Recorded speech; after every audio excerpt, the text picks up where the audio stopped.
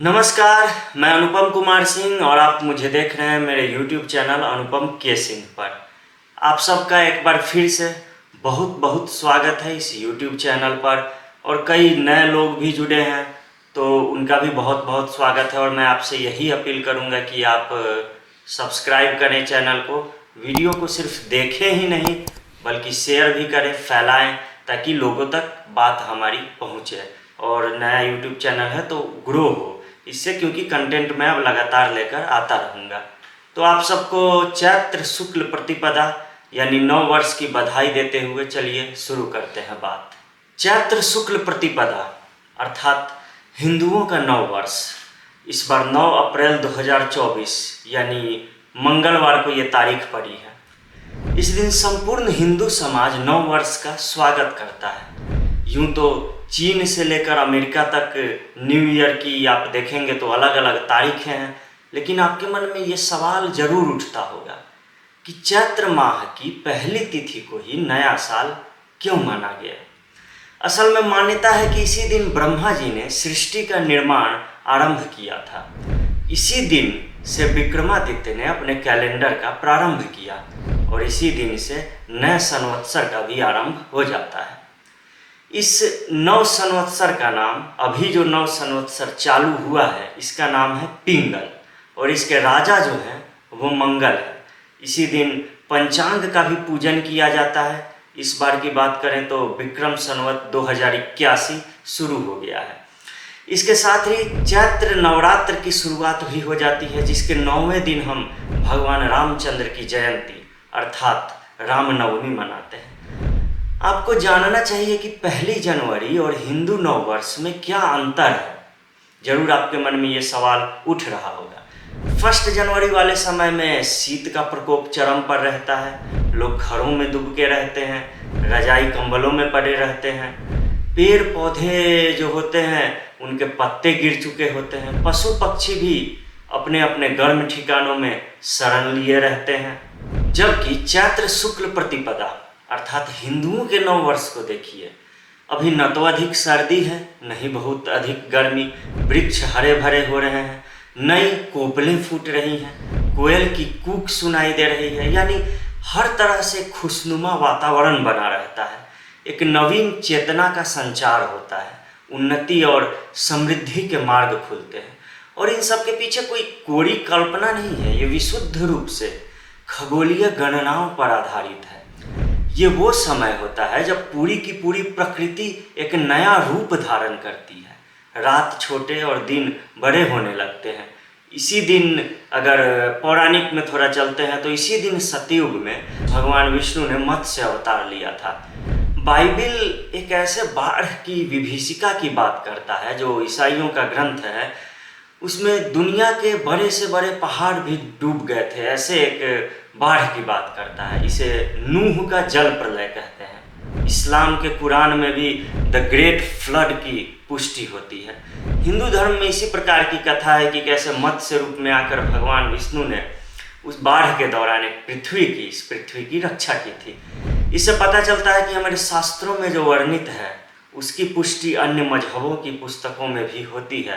यानी दुनिया भर में कॉन्सेप्ट है वो सेम है, लेकिन सबसे पहले हमारे शास्त्रों में, हमारे पुराणों में इसका वर्णन किया गया। मत्स्य अवतार भगवान विष्णु का पहला अवतार है, ये भी जान लीजिए। दूसरी बात, वैज्ञानिक भी मानते हैं कि मछलियाँ इस धरती की सर्वाधिक प्राचीन प्राणियों में से एक है जो करोड़ों वर्षों से इस पृथ्वी पर मौजूद है। विष्णु के दशावतार की कथा क्या है? मत्स्य से लेकर मनुष्य तक वो क्रमागत उन्नति यानी इवोल्यूशन का कॉन्सेप्ट ही तो है। मैंने पौराणिक कथा का जिक्र किया, इसका अर्थ आप ये न लगाएं कि चैत्र शुक्ल प्रतिपदा सिर्फ धर्म या इतिहास से भी जुड़ा हुआ है। आप अभी गांव में चले जाइए, जो लोग गांव में हैं वो लोग इस चीज़ को जानते हैं। गेहूं की कटाई चल रही है, घर में अनाज आने से किसान उल्लासित होते हैं। वहीं 1 जनवरी की बात कीजिए, क्या उस दिन प्रकृति में आपको कोई परिवर्तन देखने को मिलता है? मैं तो कहता हूँ कि हमारी काल गणना भी सबसे अधिक वैज्ञानिक है। अच्छा, आप मुझे बताइए, अगर किसी व्यक्ति का जन्म दिवस 29 फरवरी को पड़ता है तो क्या वो व्यक्ति हर साल अपना जन्मदिन मना पाएगा? खुद भारत के पूर्व प्रधानमंत्री मोरारजी देसाई इसके भुक्तभोगी रहे हैं। वो अपने जीवन काल में 60 जन्मदिन नहीं मना पाए। क्या आपने रामनवमी, हनुमान जयंती, श्री कृष्ण जन्माष्टमी या परशुराम जयंती या फिर किसी भी हिंदुओं के व्रत त्योहार को किसी भी साल स्किप होते देखा है? किसी साल ऐसा हुआ है क्या कभी कि रामनवमी नहीं आई हो, हनुमान जयंती नहीं आई हो? हमारी काल गणना ऋतुओं के ताने बाने को समझाती है। ये वैज्ञानिक है, ये पूर्णतः विज्ञान पर आधारित है। एक तरह से आप देखें तो यहाँ इस्लाम की तो मैं क्या ही बात करूं, करना ठीक नहीं है, लेकिन आप देखिए वहाँ चांद को देखकर ईद मनाया जाता है। आप सोचिए, उत्तरी और दक्षिणी ध्रुवों पर लंबे समय तक चांद तो दिखता ही नहीं है, तो क्या उत्तरी और दक्षिणी ध्रुवों पर कभी ईद नहीं आएगी? यानी रमज़ान ख़त्म ही नहीं होगा जब तक चांद नहीं दिखेगा। हमारे काल गणना में ये समस्याएं नहीं हैं। यही कारण है कि हमारा नव वर्ष तब आता है जब कोयल कूकती है, मोर चंचल हो उठते हैं, फसलें घर में आ जाती हैं, चंपा के फूल खिलने लगते हैं। और हाँ, हमारा नव वर्ष आधी रात के अंधेरे में 12 बजे नहीं मनाया जाता, बल्कि सूर्योदय के साथ हमारी तिथियों का आरंभ होता है। जो महिलाएं व्रत करती है या पुरुष ही हैं जो व्रत करते हैं तो पारण करते हैं सूर्योदय के बाद, और शुरुआत भी होती है सूर्योदय के साथ। आप इसी से समझिए कि रोम, यूनान और यूरोप तक में प्राचीन काल में लगभग इसी समय नव वर्ष मनाए जाते थे। पंजाब में वैसाखी, तमिल में पुथांडु, केरल में विशु, कश्मीर में नवरेह, आंध्र प्रदेश कर्नाटक में उगादी या युगादी, महाराष्ट्र में गुड़ी पर्व, असम में बिहू, ये सब चैत्र शुक्ल प्रतिपदा या फिर इसी के इर्द गिर्द ही मनाए जाते हैं। सिंधी हिंदू इसी दिन भगवान झूलेलाल की जयंती मनाते हैं। अब मजाक करने वाले भले ही मजाक बनाए, लेकिन हमारे ऋषि मुनियों ने अनंत काल तक के लिए तिथि समय की गणना की व्यवस्था कर दी थी। भारत तो भारत, प्राचीन काल में पर्सिया, जो आज ईरान हो गया है इस्लामी आक्रांताओं के प्रभाव के कारण, उसका जो त्यौहार है नवरोज, वो भी इसी के आसपास मनाया जाता है। ये 10 दिन आगे या 10 दिन पीछे आप पकड़ लीजिए, ये सब इसी इर्द गिर्द में लगभग मनाए जाते हैं। मैं यूं ही नहीं, विदेशी आक्रांता या विदेशी ताकतें जो हैं, ये मैं कह रहा हूँ कि यूं ही नहीं यहाँ पे जीतती रही हैं। इसके पीछे कारण रहा है ना। अब सुनिए, औरंगजेब ने अपने सबसे बड़े बेटे को एक पत्र में लिखा था, ये दिन अग्नि पूजकों, पारसियों को वो कह रहा है, ये दिन अग्नि पूजकों यानी पारसियों का पर्व है। काफिर हिंदुओं के विश्वास के हिसाब से धिक्कृत विक्रमादित्य के राज्याभिषेक की तिथि यही है। इसी दिन उनका नया संवत्सर आरंभ होता है। ये औरंगजेब ने लिखा था। अब आप सोचिए, विक्रमादित्य को धिक्कारने वाले और हिंदुओं को काफिर बताने वालों की आलोचना करने से हमें मना किया जाता है। असल में भारतीय जनमानस की भावनाओं से गुलामी की मानसिकता जाते जाते अभी भी बहुत समय लगेगा।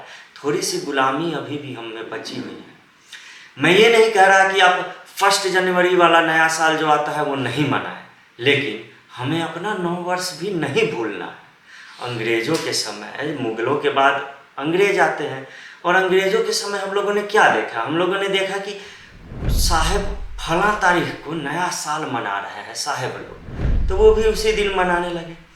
साहेब लोग का सबसे बड़ा त्यौहार कौन सा है? क्रिसमस।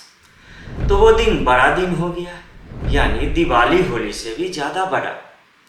भले ही ठंड में दिन छोटे और रातें बड़ी होती हो, लेकिन चूंकि साहेब लोग उस दिन क्रिसमस मना रहे हैं, तो गुलाम भारतीयों के लिए वही हो गया बड़ा दिन। आप समझिए, हमारे लिए नव वर्ष केवल जश्न मनाने का एक जरिया नहीं है, ये हमें प्रकृति से जोड़ता है। प्रकृति में हो रहे बदलावों के साथ खुद के तारतम्य में बिठाने का ये समय होता है। हमारा नव वर्ष जो है वो सिर्फ नाच गान तक ही सीमित नहीं है। भारत एक ग्राम में प्रधान, कृषि प्रधान राष्ट्र रहा है, और इसीलिए हर पर्व त्योहार गांवों से, खासकर खेती से जुड़े हुए हैं। वामपंथियों ने जो पाठ्य पुस्तकें बनाई स्कूलों के लिए, उनमें कहीं भी चैत्र शुक्ल प्रतिपदा का जिक्र नहीं किया गया।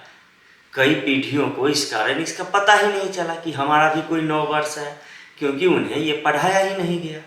ये सोशल मीडिया का ज़माना है, हमारे पास मौका है कि हम अपनी संस्कृति को दूर दूर तक फैला सकते हैं।